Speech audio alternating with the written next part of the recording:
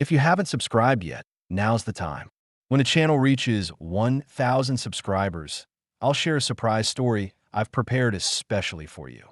The winter sun barely rose above the white horizon, leaving the Allied airfield in a constant half-light. Snow covered everything. The splintered crates behind the fuel depot, the twisted metal beside the runway, and the burned outlines of the last fighter that had crashed only a week earlier. The cold made tools slip from numb hands and turned every breath into a visible reminder of how harsh the season had become. Kemal Arslan walked through this frozen world each morning long before most of the base was awake. His boots were cracked from months of use, his wool gloves worn thin, and his collar always lifted high to shield his neck. He had come from a small village in central Anatolia, where he had grown up repairing broken plows, keeping old engines alive, and learning to work long hours without complaint. He had volunteered for the Allied support lines not out of ambition, but because he believed someone like him could make himself useful. He had expected hard work. He had not expected how quickly men disappeared here. The airfield stood on the edge of a valley in Eastern Europe, a strategic point for guarding supply convoys crawling through the snow-covered passes. These convoys brought ammunition, medicine, spare parts, and food to exhausted units fighting on the front. Russian aircraft hunted those convoys daily. Fighters, bombers, and strafing runs came through without warning. When the raids hit, the valley filled with smoke, and the airfield scrambled to respond with whatever few aircraft still worked. That was why Kemal was here, to help keep this place moving. That was the mission. It sounded simple on paper, but in reality, everything on the base felt one step away from collapse. During his first weeks, Kemal had learned the rhythms of the field, the way the mechanics shouted for tools, the way the pilots cursed before takeoff, the way the ground crews flinched whenever the siren sounded. He was supposed to be a helper, someone to push aircraft, haul crates, and shovel snow. Nothing more. But he watched everything. He listened to every engine. He memorized how the planes reacted to wind and weight. He tried to share what he noticed. That was his mistake. One day, while he carried a toolbox to Hangar 3, he paused beside a stripped-down Yak-style hybrid fighter hidden in the far corner. Half captured, half salvaged, left there months earlier after being dragged from a crash site. Most of its wiring hung loose. The canopy was cracked. The left wing had a jagged, open wound from shrapnel. Mechanics treated it like a storage shelf, setting rags and empty containers on its wings as if it were nothing more than furniture. Kemal saw something different. The frame was still straight. The mounts were still intact. The engine block, though damaged, was not dead. He had grown up restoring machines far more primitive, but he knew what survived and what didn't. This one could work again, not as a frontline fighter, but as something fast enough to climb, strike, and retreat before the Russians expected resistance.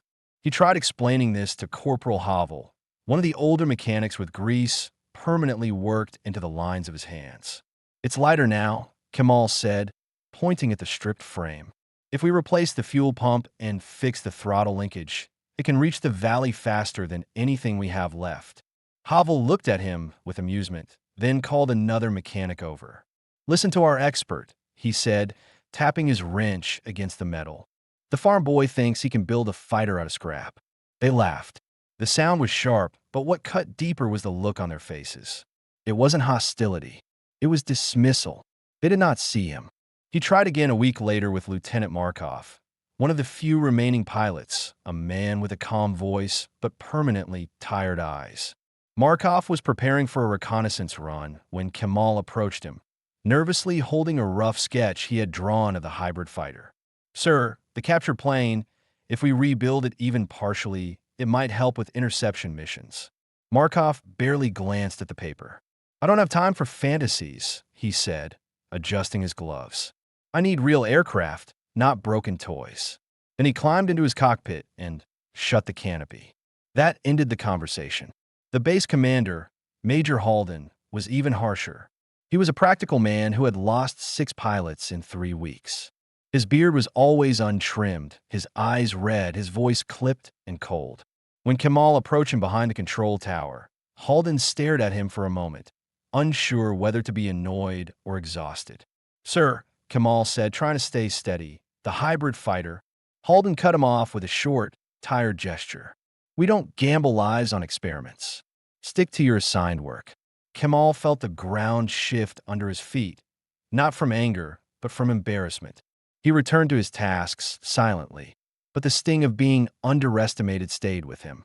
Even so, he continued observing the ruined aircraft at every opportunity. Sometimes he touched the cold metal, imagining how it might sound if an engine turned over again. He noticed structural points the others had missed, reinforced ribs, replaced brackets, factory modifications that suggested durability. Yet no one wanted to hear it. Meanwhile, the situation around the base worsened. The Russians were hitting convoys almost daily now. Kamal often saw black smoke rising over the valley. Survivors from the front line arrived frozen, starved, and hollow-eyed. Mechanics worked until their fingers cracked. Pilots slept sitting up in chairs because there weren't enough beds. Fuel ran low. Ammunition shipments arrived delayed or damaged. Fear moved through the base slowly, almost silently, but no one wanted to say the word hopeless. Kamal felt it, too, especially during the nights when he lay on his cot listening to the distant hum of enemy bombers. He feared the siren waking him again, feared the possibility that one hit would turn the entire airfield into a crater. But beneath the fear was something else, frustration, a steady awareness that a working aircraft, even one rebuilt from scrap, could make a difference. And no one would believe him until it was too late. One evening, after finishing a long shift clearing snow from the runway edges, Kamal walked past the hybrid fighter again. The hangar was quiet except for a distant generator hum. Snow drifted through a crack in the roof and settled inside the hollow cockpit. The machine looked abandoned, forgotten, condemned to stay that way forever. Kamal stopped beside it, placing his hand on the wing root. The metal was numbingly cold. His jaw tightened. He didn't think of himself as brave. He didn't think he was smarter than the pilots or mechanics. But he knew engines. He knew broken things. He knew what could still be saved. And he knew that if the Russians launched one more heavy raid, the base would have nothing left to fight back with. For the first time, he allowed a dangerous thought to fully form. If no one else will fix it, I will. The hangar door shook lightly in the wind as Kamal stepped inside, closing it behind him just enough to keep the snow from blowing in. The furnace near the back glowed with a dull, uneven orange, barely warming the huge space. The hybrid fighter stood where it always had, but tonight it no longer felt like a piece of scrap metal. It felt like a task waiting for him. The decision he had made settled heavily in his chest, but for the first time in weeks, he felt a clear sense of direction. He moved slowly at first, checking that the night crew was nowhere close. The mechanics had already turned in for the evening, leaving the hangar in near silence except for the faint hiss of wind outside and the ticking of cooling metal from tools left on the benches. He took a breath, steadying his nerves, then picked up a lantern and set it close to the engine mount. The light spread across the aircraft's stripped frame, revealing every crack, dent, and missing panel. Kamal studied the machine with a focused gaze. He had spent weeks observing it from a distance, but seeing it up close like this changed everything. The vacuum left behind by the missing instruments, the cut electrical lines, the empty fuel lines, none of it discouraged him. The frame was sturdy. The joints held firm. The foundation was alive, even if the rest had been abandoned. He removed his gloves and touched the cold metal with bare hands. His fingers trembled slightly, not only from the cold but from the weight of what he was about to attempt. There was no going back once he started. If he failed, he would lose more than the scrap plane. He would be discovered, disciplined, and removed from the base entirely. If he succeeded, no one would believe how he had done it. He started with the wiring. He unhooked torn lines, sorted through the mess of cables that hung like roots, and began restoring the simplest circuits first: ignition, instruments, fuel pump, throttle response. He had watched mechanics perform similar work more times than he could count. He remembered every motion, every adjustment, every mistake they had corrected. His hands moved carefully but with growing confidence. The frost bit at his knuckles, but he ignored it. He used the tools he had tucked away in a corner drawer days earlier: a wrench set, a chipped screwdriver, and 3 clamps he had borrowed without permission. He worked through the night, pausing only to warm his fingers near the furnace before returning to the frame. The aircraft slowly shifted from lifeless wreck to something he could imagine in the air again. He replaced the cracked fuel line with a salvaged section from a grounded transport plane. He straightened a warped control rod by heating it near the furnace and bending it with careful, precise pressure. He cleaned the magnetos with a rag that darkened quickly with soot and grit. Every adjustment made him more certain that he was doing the only thing that made sense. He climbed into the cockpit after several hours. The seat was stiff, the controls frozen, the canopy frame rough and uneven. He brushed away dust and snow that had collected inside, revealing the worn edges of the throttle quadrant and the empty slots where instruments had once been. He closed his hand around the stick. It moved halfway before catching on rust. He worked the linkage until it loosened and responded smoothly. He sat there for a moment, breathing steadily, imagining the machine alive again. The thought wasn't exciting or heroic, it was simply necessary. The airfield had no functional interceptors left. Convoys were being hit in open valleys. Pilots were injured or gone. There was no backup, no reinforcements, no spare fighters hidden in another hangar. This frame, this forgotten hybrid, was all they had. His jaw tightened as he remembered the burned-out fuel depot 2 days earlier. The charred remains of supply, trucks lined up like scattered debris. He remembered a young pilot, no older than 22, pulled from a crashed plane with injuries so severe the medics had looked unsure how to move him. Those images stayed with him as he reached for the ignition panel and reminded himself why every step mattered. He climbed down again and moved toward the fuel storage corner, rolling a half-full drum with both hands. The movement strained his back, but he kept pushing until the drum reached the fighter. He secured the hose, opened the valve carefully, and controlled the flow as the tank slowly filled. The smell of fuel filled the hangar, sharp and heavy. He watched the gauge rise, hoping the tank would hold despite months of neglect. When the last drops settled, he tightened the cap and stepped back. Every sound in the hangar felt louder now. The shifting of the furnace, the far-off rumble of distant artillery, the occasional crack of the roof under snow. He scanned the shadows repeatedly, nervous about footsteps or voices, but the base remained silent. He moved to the engine next. This was the part he feared most. If the internal components were too damaged, nothing else would matter. He checked the lubrication points, primed the cylinders manually, and aligned the timing system with slow, deliberate adjustments. His fingers burned from the cold metal, but he kept going until everything inside looked stable. Sometime near dawn, fatigue pressed heavily on him. His legs ached from standing. His eyelids felt heavy. He leaned against the wing strut for a moment, steadying himself. The furnace embers glowed faintly, giving the hangar a tired orange tone. Outside, the sky shifted from deep blue to pale gray. Morning was coming. He wasn't finished, but he had done enough to test the engine. He pulled the chocks into place, stepped into the cockpit again, and adjusted the mixture lever. His hands shook, not from fear of the noise, but from the possibility that all of this might fail. He breathed once, slowly, then reached for the starter.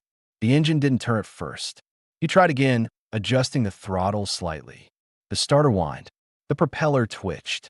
He tried a third time, holding the switch longer. A rough cough came from the engine, then a sputter, then a deep, uneven rumble that echoed through the hangar like a heartbeat beginning after a long sleep. Kemal froze, amazed. The engine shook violently at first, coughing out smoke and dust, but it stayed alive. He leaned forward, adjusting the throttle to stabilize the idle.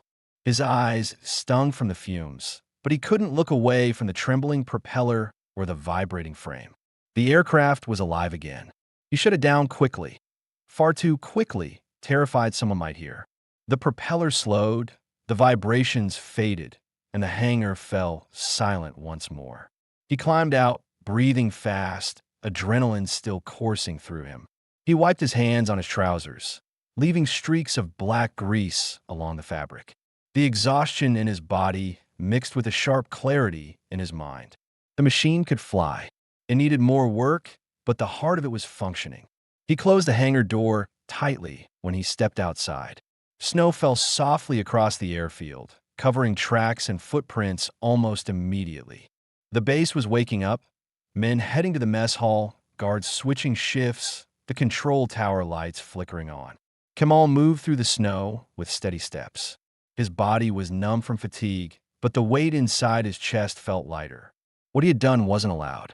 It wasn't safe, but it was the only logical choice left. As he walked toward the barracks, the airfield seemed different, still broken, still cold, but no longer helpless. There was at least one aircraft ready to fight again, and no one knew but him.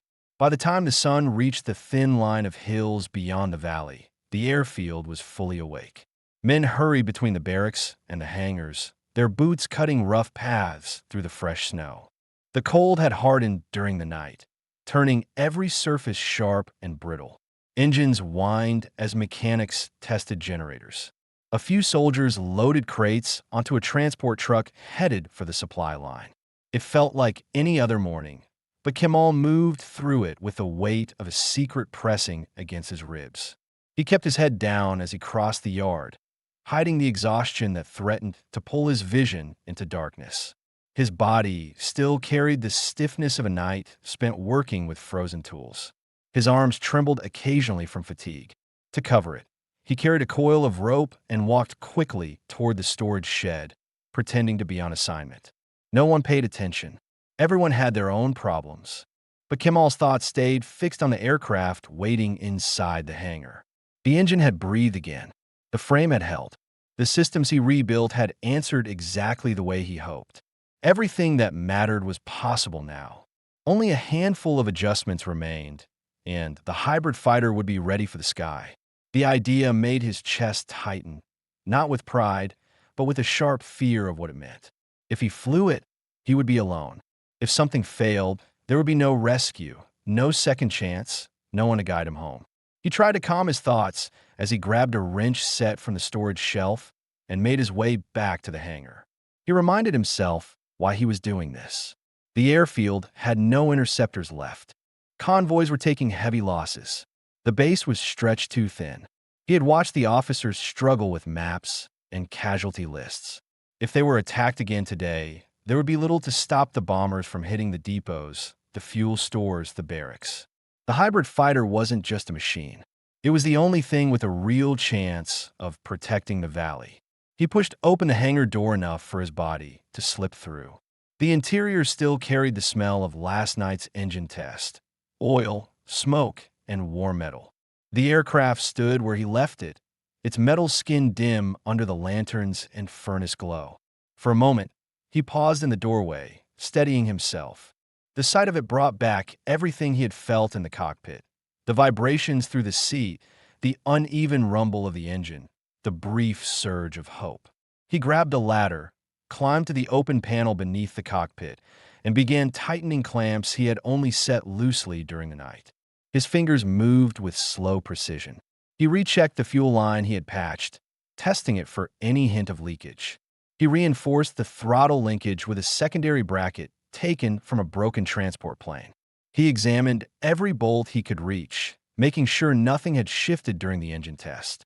Each step reminded him of the danger he was courting. If anyone discovered what he had done, the consequences would be immediate. Unauthorized repairs were one thing.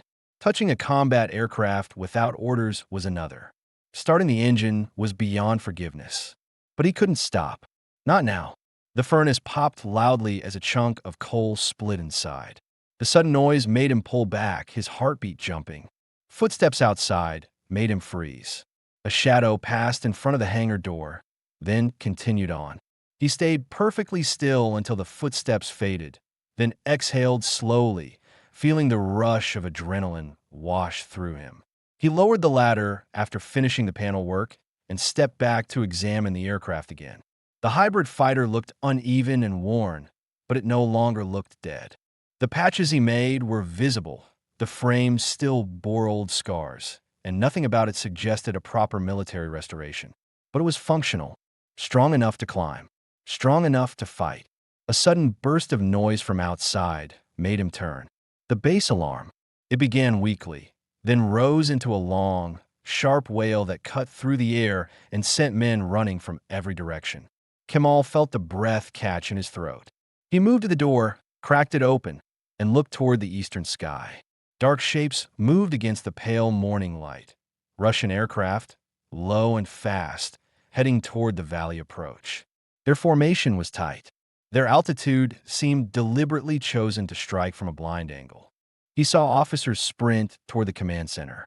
Mechanics scrambled toward grounded planes. Soldiers shouted orders, pointing at the fuel depots and ammunition bunkers. The airfield braced itself for another raid. Kemal looked back at the hybrid fighter.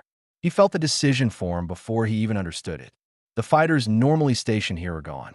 The pilots were either wounded or exhausted. The mechanics were busy trying to prepare planes that wouldn't be ready in time. If the Russians hit the supply trucks or the fuel storage again, the next week would be a disaster the airfield might not survive. No one was going to stop the raid. No one except him. His hands shook as he climbed into the cockpit. He moved quickly, almost too quickly, fastening the belt, adjusting the seat, leveling the throttle, checking the ignition. His breath came fast and deep. It wasn't excitement. It was fear mixed with urgency, pushing him past hesitation. He pressed the starter. The engine groaned, then caught with a rough bang, sending vibrations through the frame. Smoke puffed from the exhaust as the aircraft came alive. The noise filled the hangar, echoing off metal walls.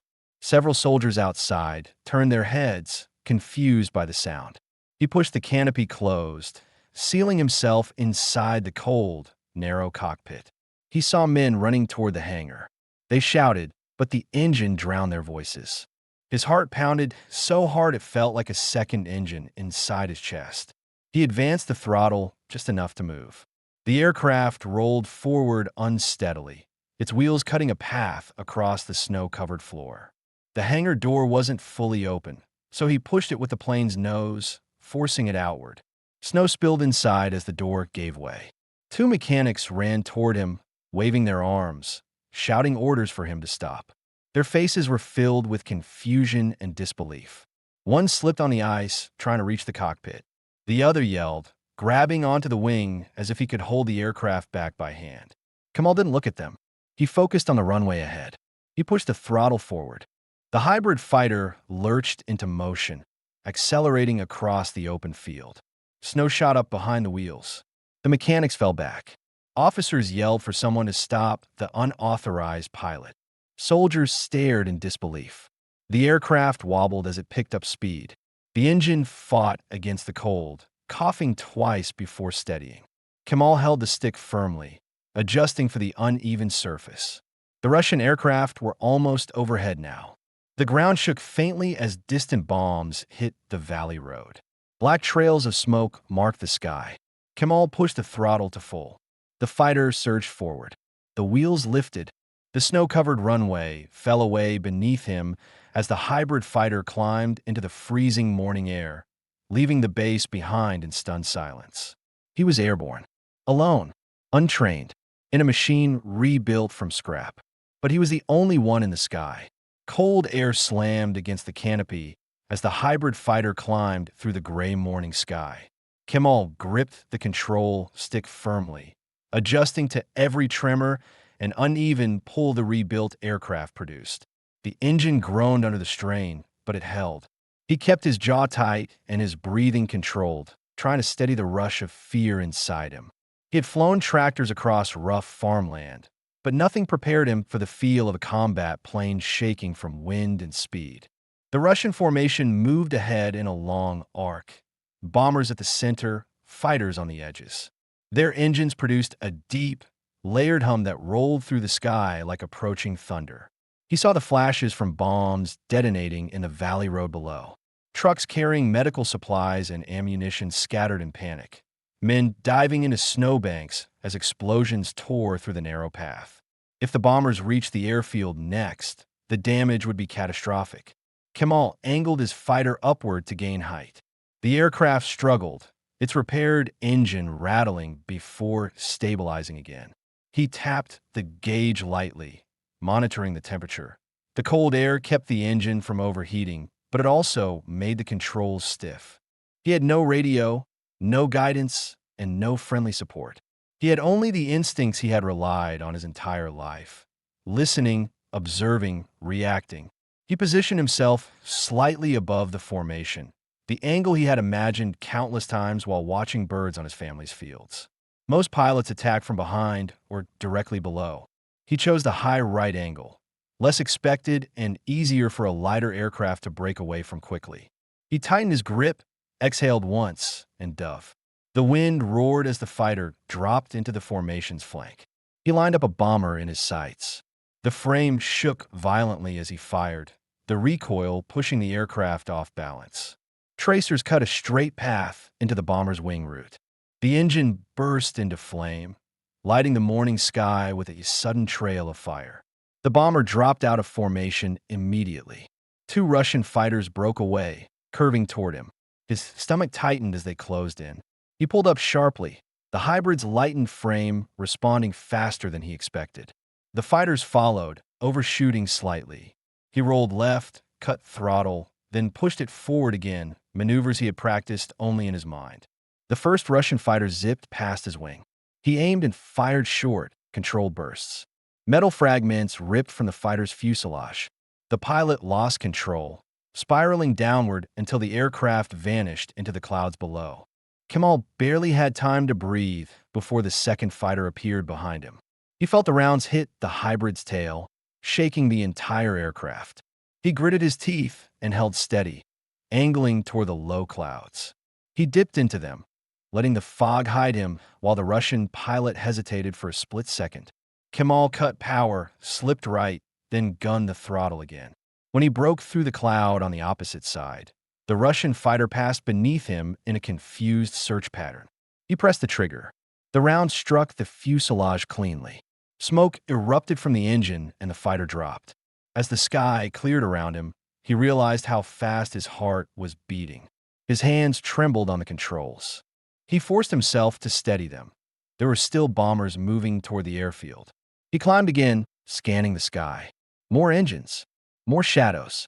The formation was larger than he expected, and he had little ammunition left. He targeted the rear bomber of the second group. He approached from below this time, keeping the sun behind him, using the hybrid's smaller size to avoid early detection. When he fired, he aimed directly at the bomb bay. A burst of flame erupted, followed by a secondary explosion as the payload ignited. The bomber cracked apart midair. His chest tightened as the shockwave rocked his fighter. He steadied the stick again, sweat forming along his hairline despite the cold. But the Russians now understood there was a lone aircraft harassing them. 3 fighters broke off and flew directly toward him. Their formation was tight, synchronized, and far more experienced. He pulled away, climbing sharply to draw them upward. The hybrid's engine strained, threatening to stall. He pushed it anyway. The fighters followed. At the peak of his climb, he leveled out and let the aircraft's lighter weight carry it through a sudden, sharp turn. The Russian fighters turned wider, unable to match his tight maneuver. One slid into his firing line. Kemal pressed the trigger again. The shot landed cleanly, sending the fighter spiraling away. The other 2 stayed on him. He felt bullets cut past his canopy. One round cracked the glass on the right side, spraying small fragments across his shoulder. He flinched but didn't lose control. He forced the hybrid into a dive, letting gravity drag him downward. The fighters followed too steeply. Snow-covered mountains rose ahead. The ground rushed toward him. He waited, then pulled out of the dive at the last possible moment. The Russian fighters reacted too late. One clipped a ridgeline and exploded instantly. The other pulled up too violently, losing stability, and fell into another dive from which it couldn't recover. Kemal climbed again, the airframe shaking from structural strain. His breathing was fast and uneven. His gloves were damp with sweat. He checked the ammunition indicator, almost empty. Only one bomber remained on the route to the airfield. He flew toward it with the last of his strength. The bomber's gunners opened fire, thick bursts of rounds crossing his path. He weaved through them, adjusting by instinct. The hybrid's patched wings held, though the right one groaned loudly with each turn. He lined up behind the bomber's tail and fired the last of his ammunition in a single, controlled burst. The round struck the stabilizer, shredding it. The bomber twisted violently, losing altitude. Smoke poured from its left engine. Kemal followed long enough to confirm it couldn't recover, then broke away toward the clouds. The sky became strangely quiet. No more fighters. No more bombers. Only the distant rumble of retreating engines fading over the mountains. He turned back toward the airfield, the weight of exhaustion finally settling into his limbs. His arms shook with every adjustment. His vision blurred from stress. The hybrid's engine sputtered twice, then stabilized, protesting the strain of the last 20 minutes. As he descended toward the runway, he saw the base below, untouched. No bomb craters, no burning trucks, no smoke rising from fuel tanks. Men ran across the airfield, pointing upward, shouting to one another as the lone fighter approached. Kemal lowered the landing gear. The wheels extended with a rough, metallic clank. The hybrid touched down unevenly, bouncing once before settling into a shaky roll. Snow sprayed outward from the wheels. The engine coughed and died as he brought the aircraft to a stop near the hangars. He opened the canopy. Cold air rushed in. Mechanics froze several meters away, staring at him in disbelief. Officers approached slowly. Pilots stood silent behind them, unable to understand how the battered hybrid had appeared in the sky and how it had returned. Kemal's legs were weak as he climbed out of the cockpit. His hands shook visibly. His face was pale from stress and windburn. He steadied himself on the wing, breathing hard. No one spoke at first. Then someone whispered, barely audible. "He flew that thing." The silence that followed was heavier than the roar of any engine. The same men who had dismissed him now looked at him with a mixture of confusion, disbelief, and something close to respect. Kemal didn't raise his chin. He didn't smile. He didn't try to explain. He simply stood there, frost on his collar, grease on his sleeves, breath rising in shaky clouds, and waited for whatever came next. The cold morning air stung Kemal's skin as he steadied himself beside the wing. The hybrid fighter's engine popped softly as it cooled, sending thin trails of smoke into the gray sky. Officers stopped a few steps away from him, unsure how to react. Mechanics lingered behind them with tools still in their hands, their expressions a mixture of confusion and reluctant admiration. Pilots watched from the runway's edge, their faces tight with disbelief. Major Halden approached, his heavy coat dusted with snow. He looked at the battered aircraft first, at the patched fuel line, the mismatched panels, the cracked canopy, and then at Kemal, who stood with trembling hands and a pale, exhausted face. Halden didn't raise his voice. His tone remained controlled, but there was tension beneath it. "Explain what you did," he said, stopping in front of him. Kemal swallowed, his throat dry. His eyes drifted to the horizon where the Russian formation had vanished. "There was no one else who could fly," he said quietly. "If they reached the airfield, we would have lost everything." Halden held his gaze for a long moment. Kemal felt his heart pound against his ribs, not from defiance, but from the heavy fear that he had crossed a line he couldn't step back from. The officers around them shifted uncomfortably, waiting for a punishment that felt unavoidable. But before Halden could speak again, Lieutenant Markov stepped forward. His face was drained of color, but his voice carried a sharp clarity. "I saw the sky," he said. 5 bombers went down. 4 fighters. No damage here. That is what matters." A second pilot confirmed it. Then a mechanic added that the hybrid fighter, impossible as it seemed, had returned on its own power. Word spread quickly through the gathering crowd. The airfield had survived the raid without a single crater. Convoys in the valley were intact. The only reason was the battered machine behind Kemal and the 19-year-old farm boy who should never have been in its cockpit. Halden exhaled slowly and looked at Kemal again, the anger in his eyes replaced by something harder to define. Reluctant respect mixed with concern. "You risked the entire base by acting alone," he said, his voice steady. "But you also saved it." Kemal lowered his eyes. His hands still shook from adrenaline, and he felt a rising ache in his shoulders and neck where the tension of the flight had taken hold. He waited for the inevitable reprimand. Instead, Halden placed a firm hand on his shoulder. "You will not be punished," he said. "Not today." A faint murmur rippled through the crowd. The major continued, "This airfield stands because of what you did. We cannot deny that." Kemal felt the pressure in his chest ease slightly, but he stood still, unsure how to respond. "Come with me," Halden said. They walked toward the command building, the cold wind brushing against their coats. As they moved, Halden spoke in a quieter tone, one meant only for Kemal. "We needed a pilot," the major said. "We had none. Yet you took that responsibility without hesitation. That isn't recklessness. That's courage. But courage must be guided." Inside the command room, a stove crackled gently in the corner. Maps were spread across the main table, marked with colored pins showing convoy routes, enemy paths, and supply lines. The room felt heavier than the hangar. This was where decisions shaped lives. Halden motioned for Kemal to stand beside him. "You repaired that aircraft alone," he said. "Ow!" Kemal answered honestly. He explained the nights spent in the hangar, the parts salvaged from scrap piles, the hours of testing and adjusting. He told him about the cracks he found, the repairs he strengthened, the risks he took. When he finished, Halden nodded slowly, processing everything. "You understand machines better than many trained mechanics," the major said, "and you fly with instinct. That combination is rare." Kemal looked down at his hands, still stained with grease. "I didn't want to disobey orders," he said. "I just couldn't watch us fall apart with no way to defend ourselves." Halden studied him another moment, then reached for a drawer near the map table.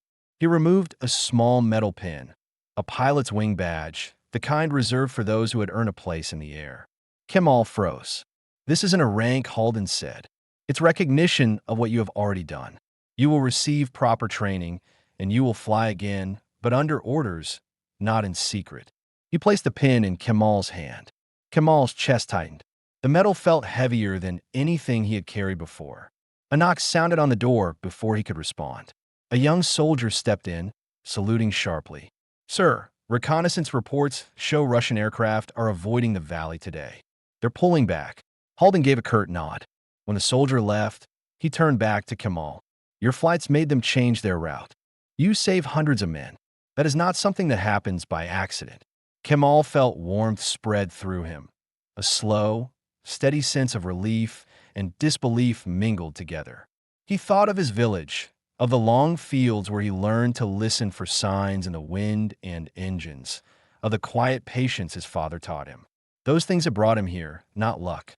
Later, when they stepped outside again, the airfield had settled back into activity. Mechanics inspected planes that would never fly. Pilots studied maps with renewed focus. But every person who passed Kemal gave him a brief nod. Not exaggerated, not dramatic, but honest acknowledgments of what they now understood he had done. He walked toward the hangar, the pin still in his hand. Snow crunched under his boots, and the cold bit sharply at his ears and cheeks. The hybrid fighter waited where he had left it, battered but standing. For the first time, he didn't see it as a desperate attempt or a reckless gamble. He saw it as the reason the airfield still existed. He rested a hand on the fuselage. The metal was freezing, but the connection grounded him. He felt exhaustion rising up through his bones, deeper than anything he had known, but behind it was a quiet steadiness. The kind that came from knowing he had done what had to be done. Halden stopped beside him. "We'll repair it properly," he said, "with a full crew. You won't fix it alone again." Kemal nodded, still gripping the pin. "And Kemal," Halden added, "you earned your place here. Remember that."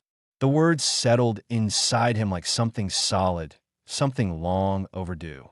For the first time since arriving at the airfield, he felt he belonged, not as a helper, not as a farm boy, but as a soldier trusted with real responsibility. As the day brightened over the valley, he walked back toward the barracks, the snow crunching softly beneath his steps, the cold wind brushing across his face, and the pilot's wing pin held tightly in his hand. The war around them continued, but the airfield stood safe. And Kemal Arslan, once ignored, dismissed, and underestimated, walked forward with a future that finally felt real.